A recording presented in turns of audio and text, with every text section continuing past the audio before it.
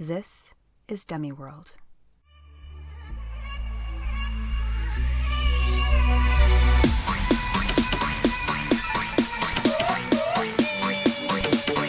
Oh my God! Police say they have absolutely nothing to go on. It took me a second. Because I was expecting it to be longer too, and I'm like, yes, and then. I know. I sat there and stared at it for a second. I was like, oh, that's cute. That's cute. See, I got hung up on it because I was like, well, this works perfectly because I actually changed my case today to someone from Scotland, and I was like, oh, perfect. Oh, you did? You changed it? I did. Oh, exciting. I never told you what mine was. I never told you. Well, I told you what mine was, but you don't know what this one is. And so I'm proud of myself because I'm really excited to tell you about it. And I've wanted to spill the beans all week about what I discovered. And you know how hard it is for me to keep a secret. And I totally didn't tell you. Oh my God, I'm so proud of you. First strippers, now this. I know, too. I'm on a streak. It only took you what? How many years was that? How many years ago did I turn 27? Let's not talk about it. It's okay. That was a long time ago. I thought it was your 29th. No? Oh, it's 28th or it wasn't my 30th. How old are you now? I'm 41. Okay, and I'm talk about it. And I'm 37, so you're 4 years older than me. I'm pretty sure you were turning 29. I might have been. So it's been, look at me keeping a secret twice in 12 years. Boom. Woo! All right. So this is the Demiworld podcast. We like to cover stuff that our moms, like my mom, my mom was a gaslighter. So she would be like, talk about stuff she didn't want me to talk about. And then I'd talk about it and she'd get mad. So I guess this applies to me. This is a Demiworld podcast that covers stuff our moms or my mom told me not to talk about, but I did anyways. I'm Cindy. I'm Kelly. And today we're going to talk about historic murders. Mine's more vintage. Is yours still historic? Mine's historic, but it's not a murder. It's just a crime. Historic crime. Oh, okay. Cool. Nice. All right. Do you want to start? You don't have to keep your secret any longer? Sure. Yeah, right. So, I was originally going to do the Two Boys in the Tower. Is that what it's referred to? Yeah, it's like the War of the Roses. Was it Richard III? Is that who it was? Yeah, and so that's why I thought Hunchback? Originally it would be interesting to do it because we read the play Richard III by Shakespeare in college. And It's an interesting story but it's kind of boring, about Richard III killed his nephews so that he could take the throne of England. And then I started researching it this week and recalled that Richard III was the only Shakespeare play I've read so far that I've absolutely was so boring. Mine was Julius Caesar. I was like, God. Probably that one too. I mean, anything that was the histories are boring. Nonfiction was just not interesting. And so this really couldn't hold my attention. So I started poking around. And what I found was this guy named William Brodie, who lived in Scotland in the 1700s. Have you heard of him? Maybe. He goes by the name Deacon Brodie. And deacon is not a religious term in this way. It means the head of a workman or a trade. And he was a cabinet maker, wood maker. Okay. So Deacon Brodie, he lived in Edinburgh he was born September 28th, 1741, and died October 1st, 1788, execution by hanging. Okay. So he's a Scottish cabinet maker. He is well respected, and he socialized with the gentry of Edinburgh. He was kind of a locksmith as well, and he worked in all the wealthy households and was even a city council member. But in 1768, when he was 27 years old, he began a criminal career. He began to rob houses at night that he worked at during the day. So, because he had acquired gambling debts. And back then, gambling was not considered something that respected people did, or that the gentry did.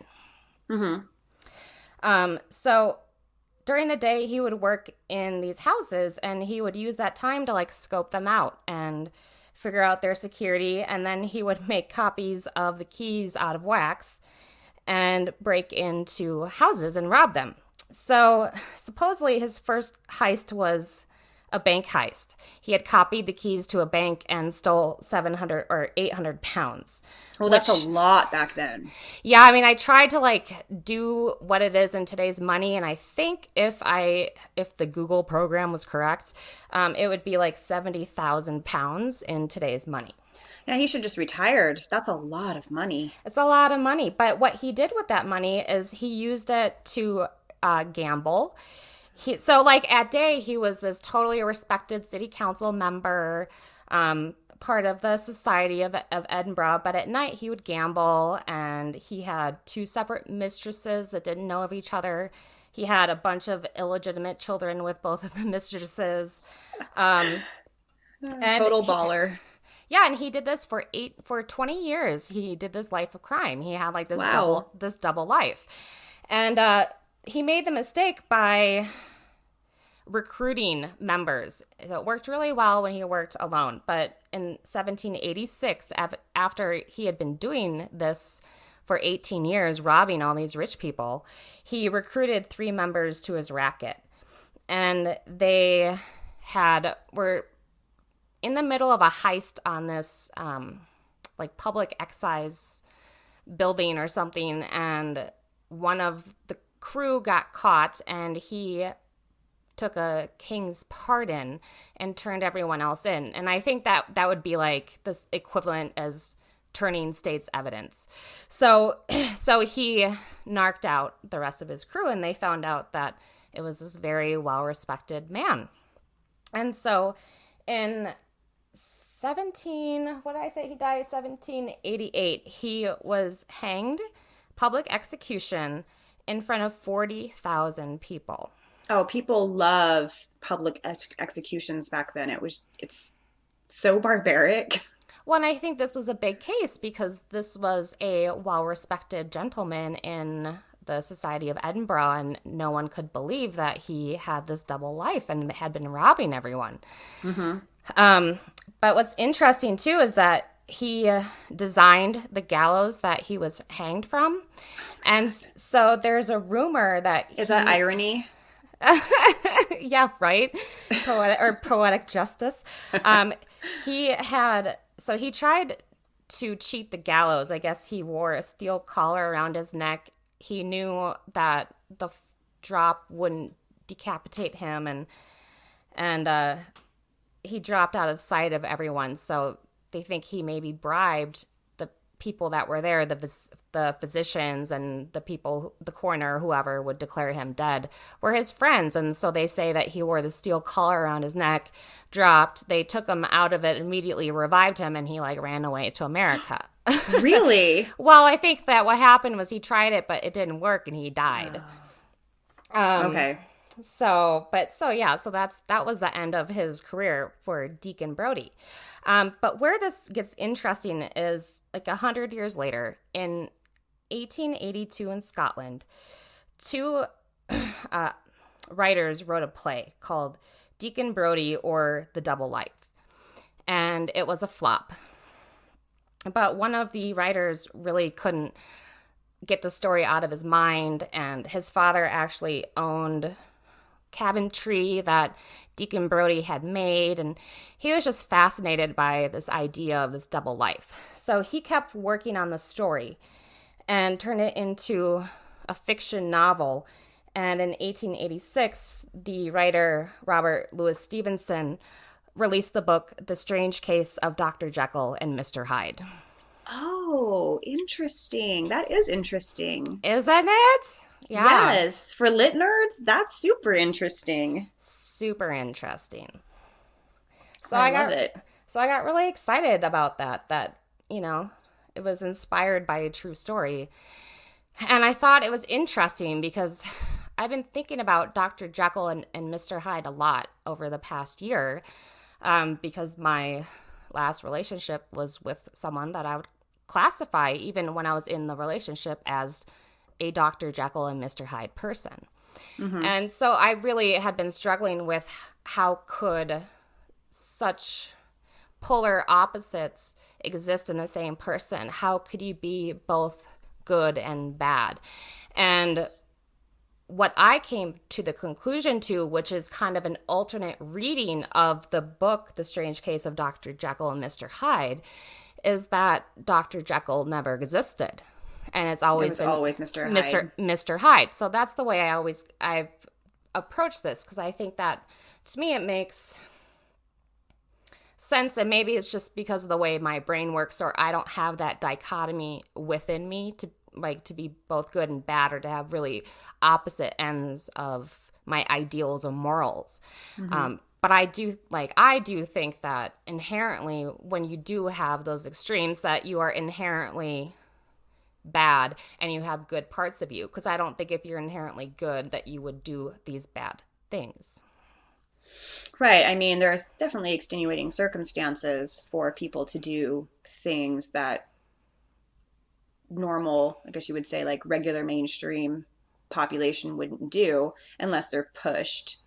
But like with gambling, it's an addiction with anything else, and you get into some like heavy debts sometimes. You get desperate, and I think having that stress and that desperation probably does something to your brain and creates an alter ego that might take over at some point and end up being the one that's running the show. Right. Oh, that's interesting. I like it. Because the other thing it made me think about too was, have you seen the movie Full Metal Jacket? Yes. Kubrick. Okay, so it's the part where they're in Vietnam and Private Joker is wearing a peace symbol button on his vest, and his Marine helmet has Born to Kill on it. And like a general calls him out on it. Like, what is that supposed to mean, And Private Joker says that, he said, I'm commenting on the duality of man. It's the Jungian thing, which is Carl Jung, who was a contemporary of Freud and sort of developed the same kind of similar personality breakdowns as Freud, where you had like the ego, the id, and the super ego. But Jung was more like the ego, and then what he called like the collective conscious and the personal conscious. And the collective consciousness is like what comes out of evolution. And it's this idea based around archetypes, because every like kind of culture for thousands of years has always had like the same archetypes, and so it's kind of built into human evolution that we have certain ideals. The Hero with a Thousand Faces kind of books that he wrote. And then you have the personal consciousness, which is like your own upbringing and your own personal experiences that shape you. But I just thought it was interesting because I don't struggle with a duality. I don't struggle with dichotomy within myself. I would say I'm pretty consistent with where I lie. And so I think a lot of people don't struggle with that, and that's why there's such a fascination with true crime, and there always has been. It's not anything new. Right. But the fact that, wow, that person like how could you do that?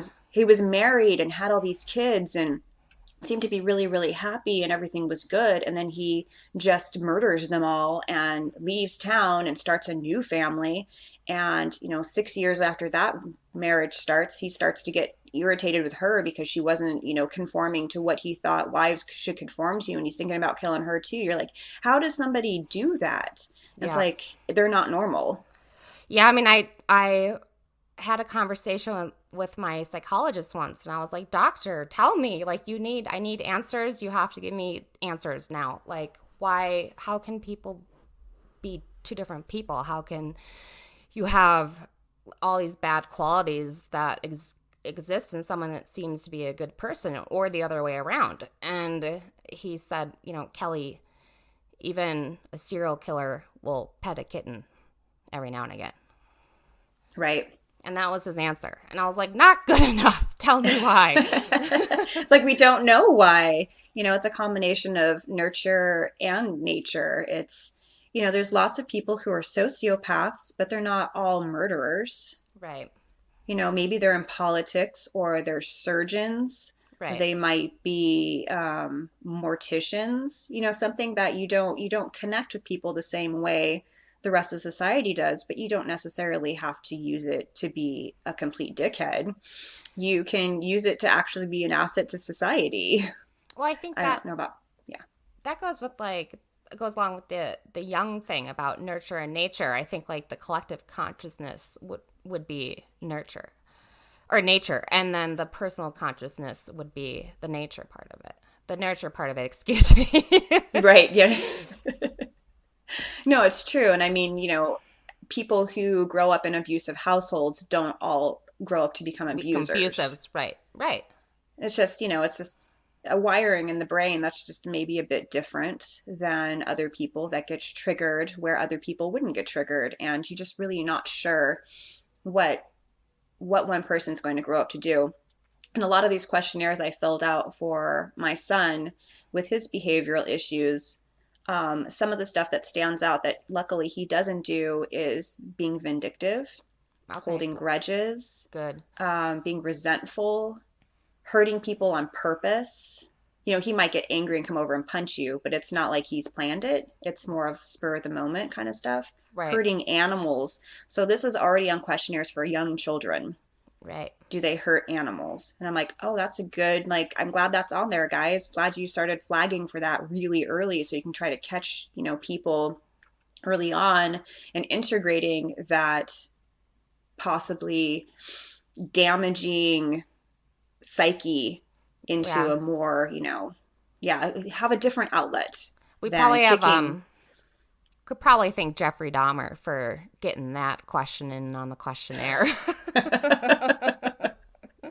Yeah. Would he dissecting them and stuff? When did that question come into the lexicon? Oh, okay, around the time Dahmer went to trial. Yeah, I mean, he was killing animals as a child.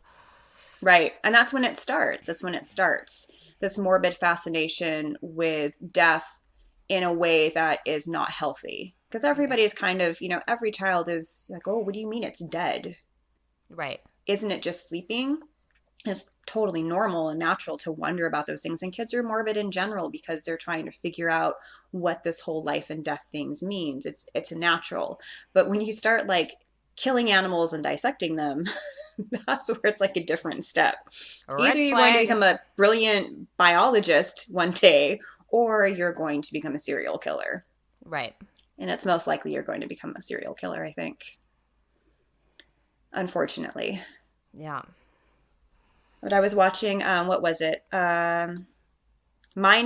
I don't know if you ever saw that. No, I never have. It's a fictionalized TV show based on the book written by the guy who actually worked in the FBI at coming up with the profile for serial killers. Okay. And they did it by interviewing serial killers. So while it's based on a true story, there's obviously some fictionalization for the TV show to kind of, keep the pacing. But there's one scene where the young detective is at a school and they're probably 9-year-olds. He's talking about aberrant behavior and he's trying to dumb it down and not make it scary for them, because you don't want to talk about dismemberment to a bunch of 9-year-olds because they're going to go home and tell their parents. Right. So he's like, do you have any friends that maybe, like to hurt animals and aren't nice to animals? And I'm like, okay, so this is this early 70s. So they're already looking at that as a trigger or a red flag for, aberrant behavior. Mm-hmm. So, and in kids too, I was like, oh, okay. So I'm not really sure when you guys started making that connection, but that's very clever. Mm-hmm. Yep. Yeah. Well, it was cool. Dr. Jekyll and Mr. Hyde. I like knowing about where songs and fiction come from. It's a great story, and I've never even once heard that was based on someone that was real life guy. Yeah. who was leading a double life. I mean, I think what happened was the story, obviously, with Deacon Brodie is not as exciting or fascinating as Dr. Jekyll and Mr. Hyde, but the author had the idea in his head for a long time, and then wrote the nonfiction play about it. But then he had a nightmare one night about this double life, and he became a monster. And so that's how it evolved into the story of Dr. Jekyll and Mr. Hyde. Very cool. I like it. Yeah. So what's your vintage murder? Vintage murder. Okay, so have you ever heard of the Wonderland murders?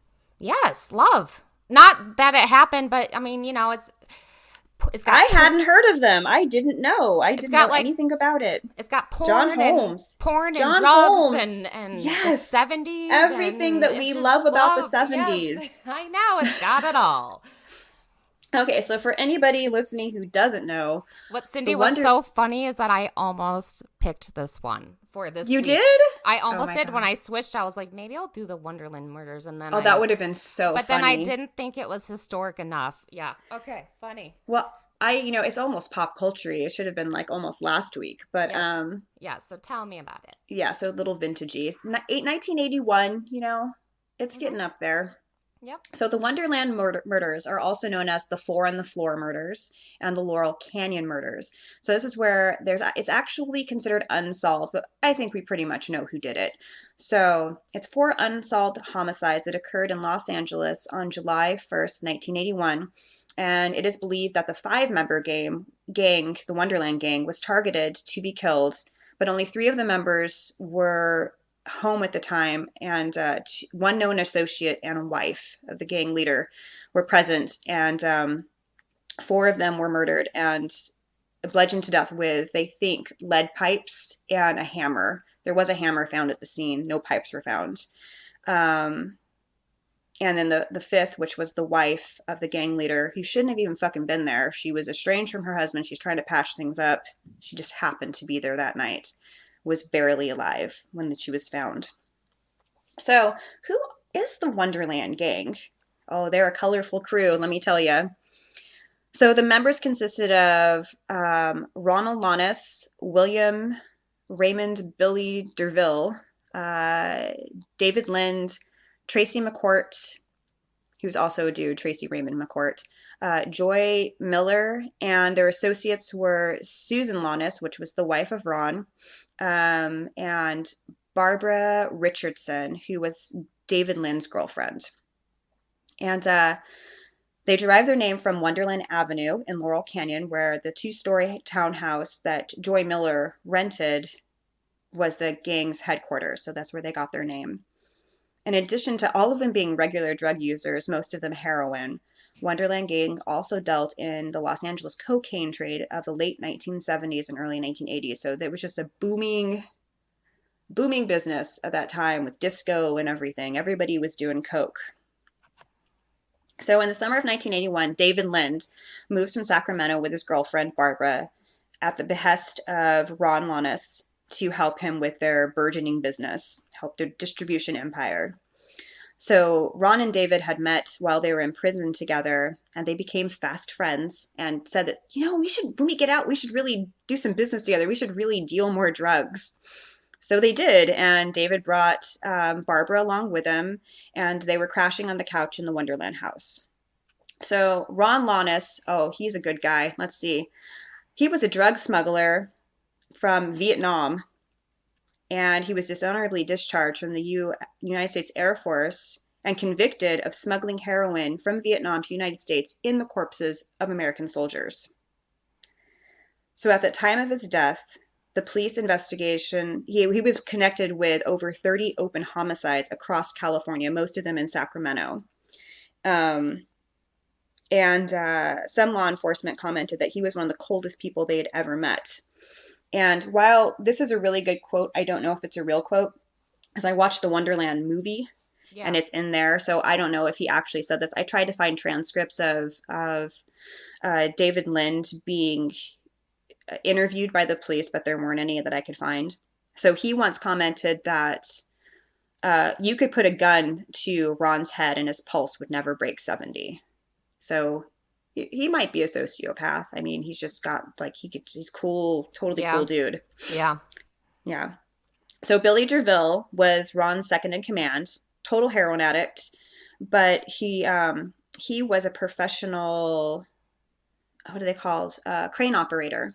And but he was so hooked on drugs and he really liked the easy money dealing drugs afforded him. And he had a hard time stomaching a lot of the stuff that the gang members did. But he just kept getting drawn back into the lifestyle because he just couldn't quit heroin and couldn't make money the same way to support his habit. David Lynn was also a heroin addict and a member of the Aryan Brotherhood. At the time of the murders, David testified that he was in a motel in the San Fernando Valley on a bender with a male sex worker. Oh. So he wasn't even around. Tracy Raymond McCourt, he was the driver of the 75 stolen Ford Granada that they drove to Eddie Nash's place to rob the night of the home invasion, which we'll talk more about later. Tracy was originally flagged to be part of the robbery, but the last minute, David took his gun and made him the getaway driver. So I guess David Lynn didn't really like Tracy. He used to call him Titmouse Tracy.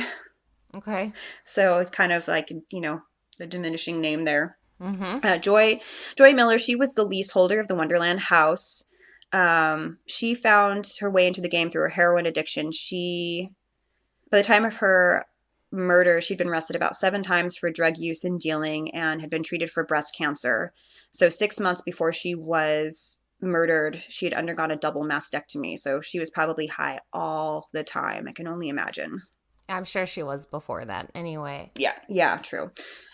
She had been married before to a high-profile lawyer in Los Angeles, but got addicted to drugs, and that marriage ended, and she had 2 adult daughters. So this is kind of like her second life. Yeah, okay. Yeah. Barbara Richardson was only 22 when she died, and she was sleeping on the couch in the Wonderland house. So along with David, Barbara, the 2 of them were said to have been police informants back in Sacramento. So they probably might have had a relationship with the police in Los Angeles too, which would explain when David went to the police to kind of turn in Nash and Holmes and everybody, he was so willing to, give forth information, because that was how they caught everybody pretty much and arrested them. So Susan Lonis was married to Ron. She was the gang's leader. He was the gang's leader. And she wasn't officially a gang member, but she was heavy into drug use. And I think she might have been trying to get clean. I'm not sure. And she was the only occupant of the Wonderland home to survive the attack. She sustained severe brain trauma, has no memory of the attack. She had part of her skull removed, lost part of a finger, and she didn't even know who John Holmes was at the murder trial, I don't think, or Eddie Nash. She didn't know who anybody was because she just had no memory of the incident. So now that we know who these guys are, I just want to say that even though most of them were active participants in their death by being part of a drug culture, that doesn't mean they should have been bludgeoned to death with a hammer while they slept. That's just not cool. All right. So enter John Holmes. Bow, bow, chicka, chicka, bow, wow. So by this time, John Holmes was a film star legend, and he was a frequent visitor to the Wonderland house to supply his cocaine habit. He liked to smoke crack. He liked to snort cocaine. He was just all about the cocaine. He was super addicted. Super addicted. He'd take Quaaludes to take the edge off because he was doing so much coke and smoking so much crack that he'd take Quaaludes so he wouldn't grind his teeth so much. Like, he was fucked up on the stuff. And so he wasn't a gang member, but he was there all the time because he basically burned all the bridges that he could find to burn with every other drug dealer in LA. He just wasn't paying them because he wasn't making money anymore because he was impotent from all the drugs. He wasn't getting movies anymore. He was making $3,000 a movie.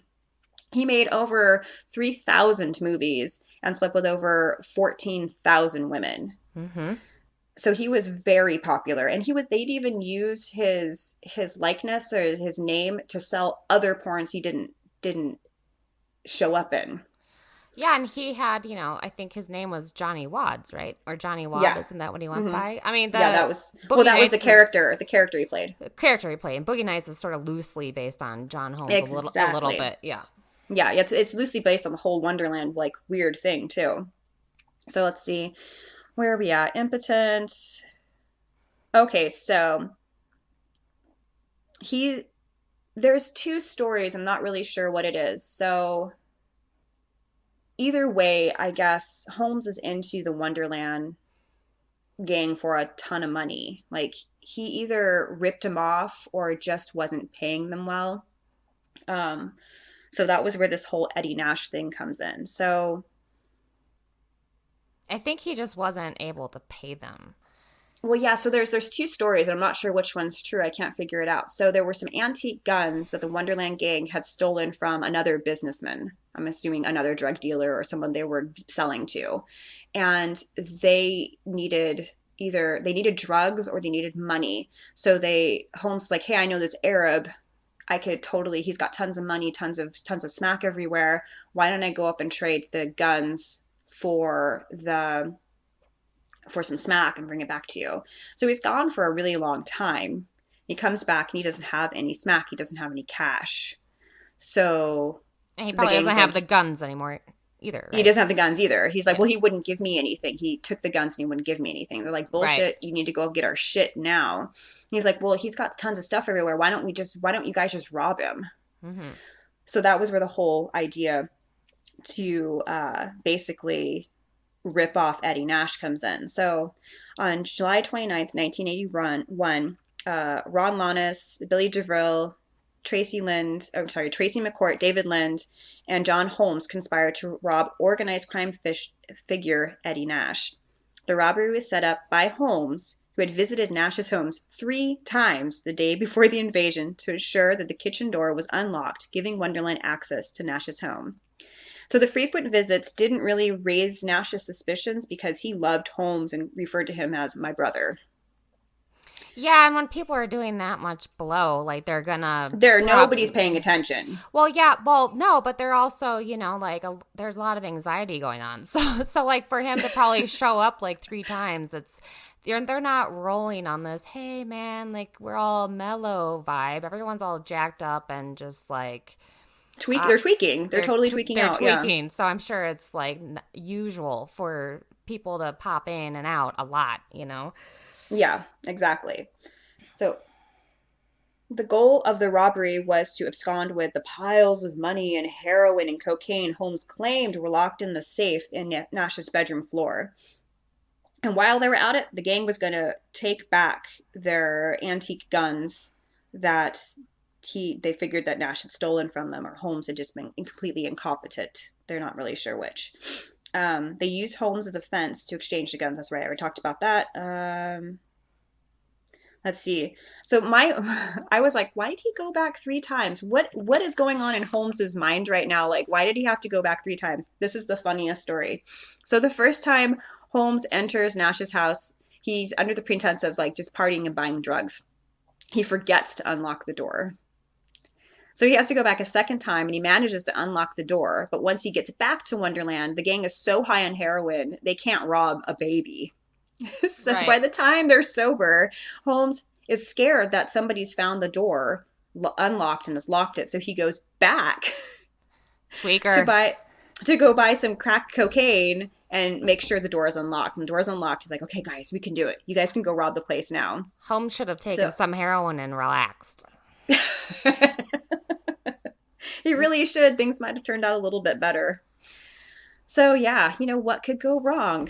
It sounds like a great plan to me. Let's have a bunch of drug addicts pull off a high stakes robbery of a crime figure. Yeah, this is organized crime figure, right? Organized crime figure, exactly. Disorganized crime coming against organized crime. Good luck to ya. So a little bit about Eddie Nash. Excuse me. So Adel Nazarah, I think that's how you say his name. He was Palestinian-born nightclub owner and a restaurateur, as well as a money launderer and drug dealer. He's best known as the mastermind for the Wonderland murders. Before leaving British Palestine for America, his family had owned 48 hotels and were super rich. So when he immigrated to the U.S., he lived for a brief time in a refugee camp and had like $7 on him. And he started a hot dog stand outside this club. And then in a couple years, he owns the club. In a couple more years, he owns a bunch of clubs. So he is one of the biggest nightclub owners in LA. He owns so many nightclubs and so many restaurants. And for a little while, he's like a master horseman. So before he starts like really making it big, he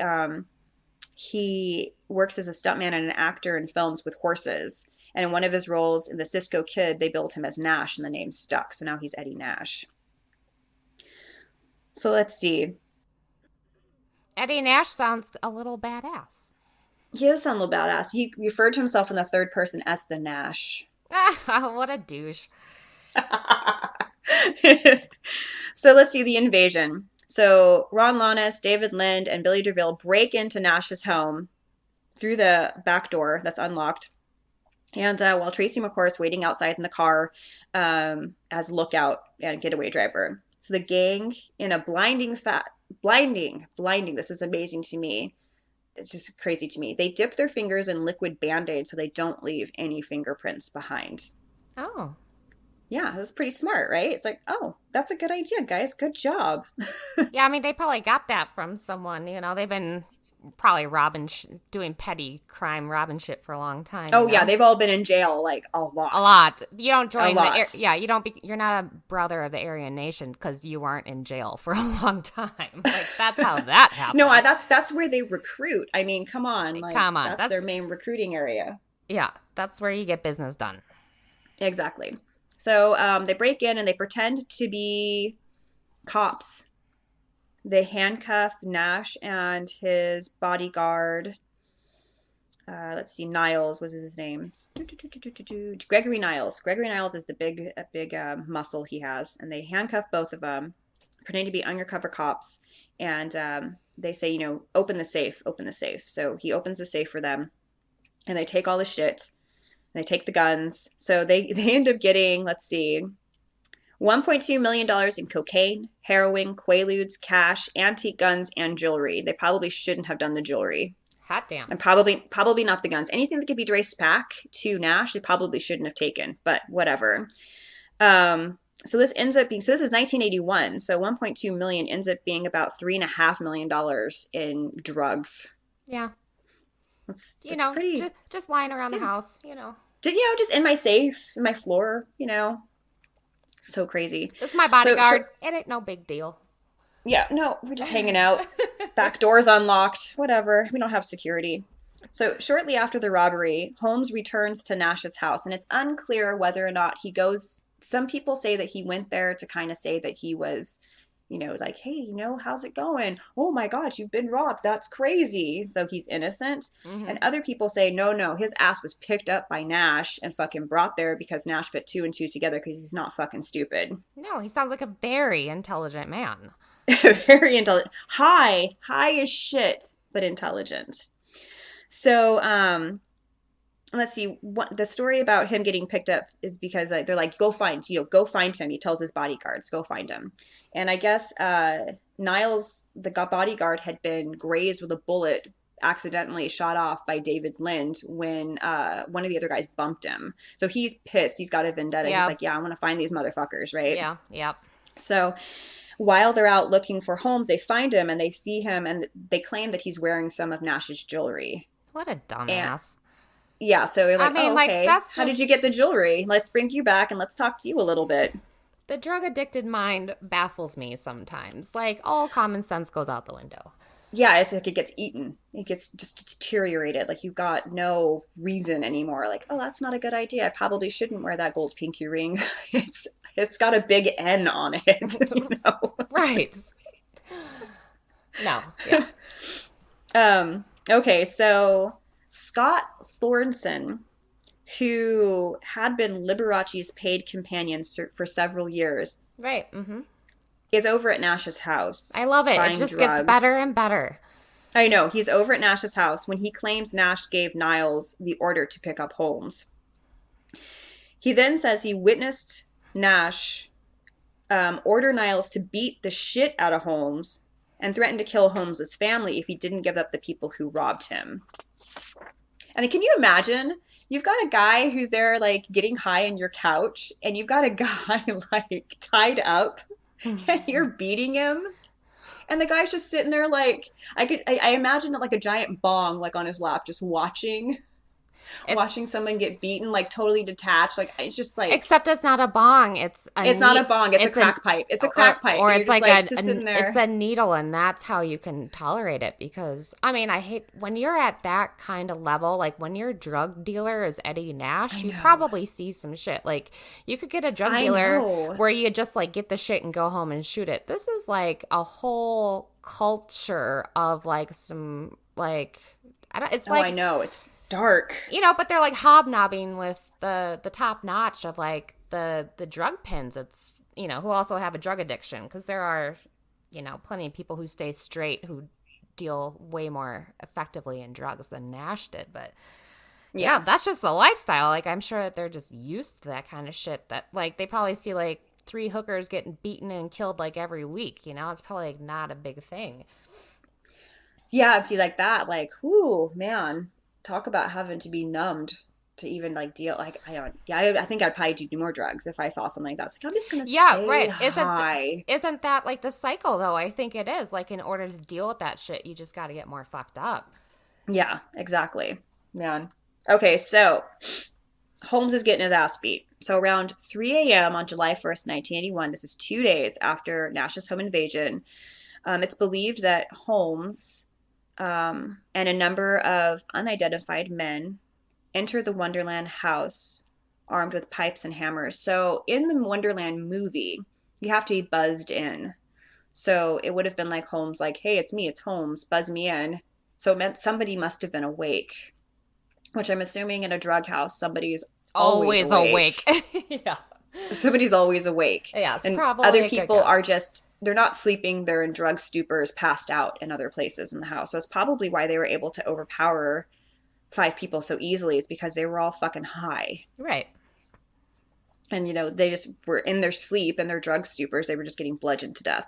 So they break in and they bludgeon Ron Launis, Billy DeVril, Joy Miller, Barbara Richardson, and Susan Launis. Susan Launis lay injured for 12 hours before she was discovered by furniture movers working in a neighboring house. They heard her moaning and went to go check out what was happening. And she ended up living and recovering, I guess, to a point when you have permanent brain damage, you probably always have some. She has like nerve damage in one side. So she walks with a limp because she's partially numb. So their neighbors did report hearing screaming coming from the Wonderland house, but it's like a drug-fueled orgy house. Yeah, that's people scream all the time. It's like they didn't think anything of it. And it was around 3 o'clock in the morning, so people were awake when they were getting like smashed. So the suspects. So on March of 1982, John Holmes was arrested and charged with 4 counts of murder. The key piece of evidence linking him to the crime was his bloody handprint found at the scene. So I guess it's above the Ron Launis's bed. There's his bloody handprint. Ultimately, Holmes is acquitted in June of 1982 after a 3-week trial. It was determined that he had been taken to the Wonderland house by force to watch the attacks as a form of punishment. So it was speculated that Nash may have wanted to kill Holmes for setting the whole thing up for double crossing him, basically. But he ended up, this was the idea that, you're just going to suffer this way. So you know what I can do to you, but you don't know if I'm going to, kind of a thing. Right. Holmes ended up spending 110 days in jail for contempt of court. I'd love to read those transcripts. I'd love to know what he was in contempt for. Yeah. I'd just love to know. It's possible, like, he wasn't giving up names, Yeah, it's true. I think, he never testified. He didn't testify until the grand jury hearing later on. Okay. So he didn't testify at his own trial. So on March 13, 1988, John Holmes died from complications from AIDS. Not surprising. You're a adult film star in the 80s, no condoms. What do you think is going to happen, unfortunately? Right. Hindsight's a bitch. Yeah, and if I recall correctly, he finished out his career doing gay porn because he couldn't do straight porn anymore, and that to fuel his drug habit too. And Yeah, yeah. It's a high risk. Well, it's a high risk lifestyle it's a anyways, high but risk lifestyle, yeah. yeah. But especially at that time period was Yeah, absolutely. especially high risk. Okay, let's see. Died of AIDS. In 1990, Nash was charged with having planned the Wonderland murders, and Niles was charged with participating. Both men were acquitted in 1991. Any other person who might have participated in the Wonderland murders has never been identified. So John Holmes does make a confession, but it's to his wife. So in early July 1981, while in a bath, Holmes told his then wife Sharon, I guess they were estranged. They were estranged soon after he started his adult film career, but they didn't divorce until years later. So he told Sharon that he was the main player in 4 brutal murders at a drug dealer's home in Laurel Canyon. Holmes said that he had escorted 3 thugs to the Wonderland house and stood by as they bludgeoned 5 people inside, spraying Holmes with their blood. So in the movie, he shows up at his wife's place covered in blood. Mm-hmm. And she's looking for a cut and can't find any because it's other people's blood. And he's totally high and freaked out. But then in another account, it says that he showed up at his girlfriend's like that. So I'm not really sure which story is the truth. Holmes never told his wife the names of the murderers. And another woman close to Holmes, which would have been the girlfriend, recounted a very similar story about the murders.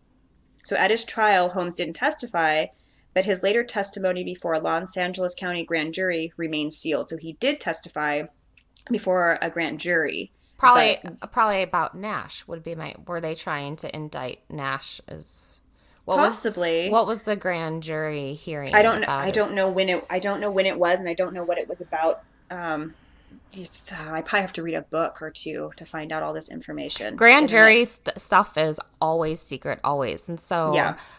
So I'm trained as a court reporter, and I'm trained to work in the court system, and that's not how I work, but that's how I became an intern and stuff. So I spent a lot of time in the courthouse, and the court reporter I shadowed was an official in a criminal court, but then she was also a court reporter in grand jury.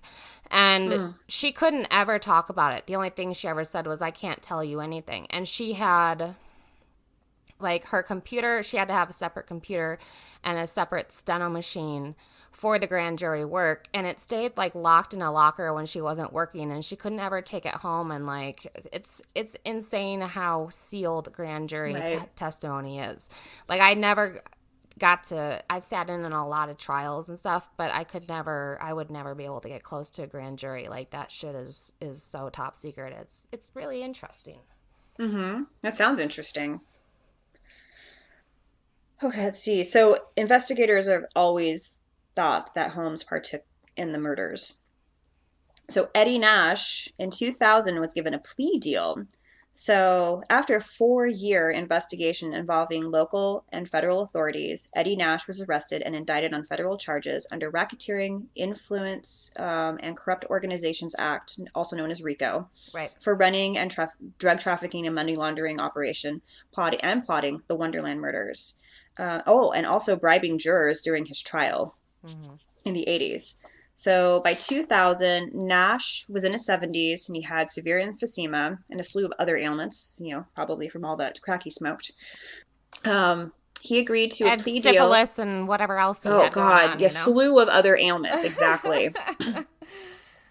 He agreed to a plea deal in September of 2001, where he pled guilty to the RICO charges and money laundering. He also copped to jury tampering, but the statute of limitations had run out. He also copped to having ordered his underlings to recover stolen property from the Wonderland house, the last act which may have resulted in the murders. He never said that he ordered them to murder anybody, but he did say that he told them to retrieve his stuff from the house. Nash maintained that he never planned the Wonderland murders. In exchange for a 4.5-year sentence with time served along with a $250,000 plea, Nash agreed to cooperate with investigators. He also agreed to cooperate with law enforcement. I just repeated myself. I need to fix that. So let's see. In popular media, there's the Boogie Nights. We talked about that. There's the Wonderland movie who has like Lisa Kudrow, Val Kilmer as John Holmes, Kate Bosworth as Dawn. Yeah. Who's his girlfriend. Yes, and Dawn Schiller, his girlfriend, poor girl. She was like 15 when they got together, and he was like 30 and married. And was just such a pig. So she wrote a memoir called The Road Through Wonderland, Surviving John Holmes. That's her memoir. So she was a teenager, you said like 15 years old, and he would beat her and pimp her out for drugs. He pimped her to Nash. Yeah. And finally, when they were on the run in Florida after the murders, she turned him into the Florida police at the behest of her brother. Her brother's like, dude, you gotta cut your losses and get out of this. You're gonna end up dead. Yeah. And so, yeah, that's the Wonderland murders. And I had never heard of them before. I don't know how. Yeah, I thought you had seen the movie because I feel like that movie came out when we were in California, or when I was still in California. But yeah, it was from 2003. Yeah, so I would have been, Yeah, I'd never seen it. If I did see it, I didn't realize it was a true story, but it didn't seem familiar to me. Yeah, well, I watched it the other day. Oh, you did? I did. I watched it the other day. I was like, where's Janine Garofalo? She says like 3 lines. That's it. And I was like, I didn't even recognize Christina Applegate as the wife. She is in one scene. And I was like, why are you top billing all these people? They're in the movie for 30 seconds. Oh, I don't even recall any of them being in that movie. Yeah, Christina Applegate plays what's her name? Susan Lawless, and Lisa Kudrow. She plays Sharon Holmes. She's got a pretty big role. Janine Garofalo plays Joy Miller, who rented the house. Oh, okay. Gotcha. That's it. Yeah. And then I don't know how to say it. Is it Eric Bogsane? I think that's how you say it. He played Eddie Nash. Yeah, I don't know. He's been in a lot of stuff. In the, from the 80s and stuff. He has like curly hair. I love Janine Garofalo the most in Reality Bites. Yeah, that was a good one. That's such a good movie. I think I saw it like once or twice though. Doesn't she have a giant like drum full of condoms in her room? Oh, I don't know. I don't know. Is Brendan Fraser in that movie, or am I thinking of another movie? You're thinking of another movie. This movie has Winona Ryder and Ethan Hawke. Okay. And they're college students, right? Ben Stiller, well, they just graduated college, and so that's what it is. Like how, they're getting jobs and kind of... Mm-hmm.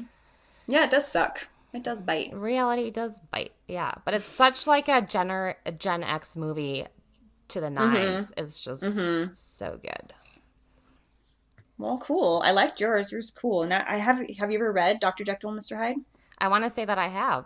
Or I must have, because I know the story really well, and I can't say I've seen many movies. Adaptations. Yeah, I mean, the biggest adaptation I can recall is the Bugs Bunny one called Hide and Hair. Yeah, I've seen that one. Yeah, so that's I think it's a great retelling of the story. And I read the book Mary Riley, which was about a fictional account of the maid, Dr. Jekyll's maid, who kind of witnessed Mr. Hyde coming out. And it was made into a movie with Julia Roberts, actually. But the movie was not very good. The book was really good. Yeah, that's good.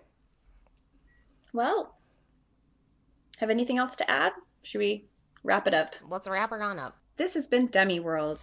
You can follow us at Twitter and Facebook at Demiworld Podcast, or our website, demiworld.net, or any place podcasts live. You can write us at demiworldpodcast@gmail.com if you feel like it. If you like us, remember to rate, comment, and subscribe. Thanks for listening.